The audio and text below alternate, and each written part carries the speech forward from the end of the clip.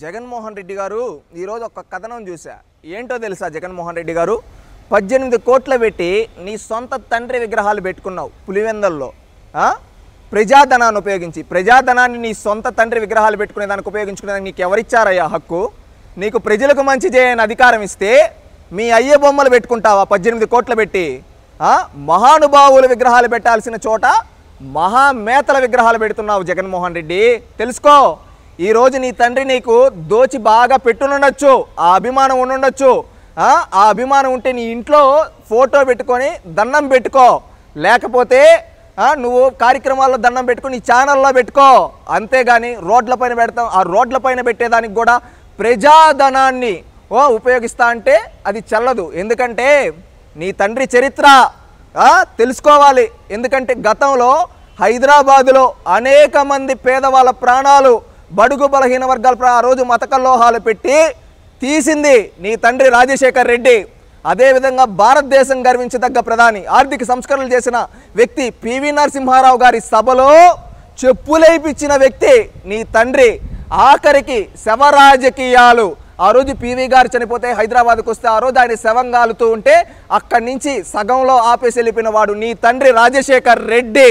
అదేవిధంగా కొడుక్కి 1000 కోట్లు దోచిపెట్టాడు, జలయజ్ఞాన్ని ధనయజ్ఞాన్ని చేశాడు నీ తండ్రి రాజశేఖర్ రెడ్డి.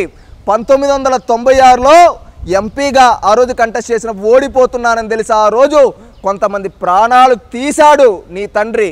2004లో అధికారంలోకి వచ్చిన తర్వాత ప్రత్యర్థులైన రాజకీయ ప్రత్యర్థులైన తెలుగుదేశం పార్టీ కార్యకర్తల ప్రాణాలు తీశాడు నీ తండ్రి రాజశేఖర్ రెడ్డి, జగన్మోహన్ రెడ్డి. అదేవిధంగా అధికార బలాన్ని ఉపయోగించి ఎవరికి పడితే వాళ్ళకి, సొంత సామాజిక వర్గం వాళ్ళకి 1000 కోట్లు దోచిపెట్టి, నీకు దోచిపెట్టి ప్రజాధనాన్ని దోచుకున్నాడు నీ తండ్రి. అలాంటి వ్యక్తిని ఈరోజు అలాంటి వ్యక్తికి విగ్రహాలు పెడతావా? మహానుభావుల విగ్రహాలు ఉండాలయ్యా. నీకు నిజంగా అభిమానం ఉంటే కడప జిల్లాలో ఎంతోమంది మహానుభావులు ఉన్నారు. కడప కోటిరెడ్డి గారు కావచ్చు, అదేవిధంగా రాయలసీమలో ఎంతోమంది మహానుభావులు ఉన్నారు. ఉయ్యాలవాడ నరసింహారెడ్డి, తరిమెల్ల నాగిరెడ్డి, అదేవిధంగా పుచ్చలపల్లి సుందరయ్య గారు. ఈ విధంగా చెప్పుకుంటూ పోతే రోజులు సరిపోవు. ఎంతోమంది రాష్ట్రం కోసం, దేశం కోసం స్వాతంత్ర సమరంలో పోరాడిన ఎంతోమంది మహానుభావులు ఉన్నారు. అలాంటి విగ్రహాలు పెట్టాలి. అలాంటి విగ్రహం ఒక్కరోజు కూడా పెట్టలేదు.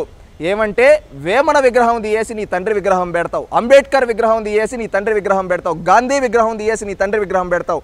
అంటే మహానుభావుల విగ్రహం తీయేసి మహామేత విగ్రహాలు పెడతా ఉన్నావు. అది ఏమన్నా నీ సొంత జోబులో డబ్బుల నుంచా అంటే కాదు. ఏంటంటే ప్రజాధనాన్ని ఉపయోగించి. అది ఎంత పెద్ద తప్పిదమో తెలుసా జగన్మోహన్ రెడ్డి? ఒక్కసారి తెలుసుకో. ఇంకొకటి జగన్మోహన్ రెడ్డి గారు, నేను రూపాయి సీఎం అంటారు కదా, రూపాయి తీసుకుంటూనే 18 కోట్ల విగ్రహాలకి నీ తండ్రి విగ్రహాల కోసం ఖర్చు పెట్టావంటే నువ్వు మాటలు మాత్రం కోటలు దాటుతాయి, చేతలు మాత్రం కనీసం ఒక్కటి కూడా చెప్పిన మాట నిలబెట్టుకోడు, మాట తప్పుతాడు, మడమ తిప్పుతాడు. ఈ పులివెందల సైకో అని ఈరోజు రాష్ట్రంలో ప్రజలు మాట్లాడుకుంటున్నారయ్యా జగన్మోహన్ రెడ్డి. నువ్వు చేసిన తప్పిదాలు బయటకు వస్తూ ఉంటే ఇంత అవినీతి పరుడు రాష్ట్రంలో ఉన్నాడా?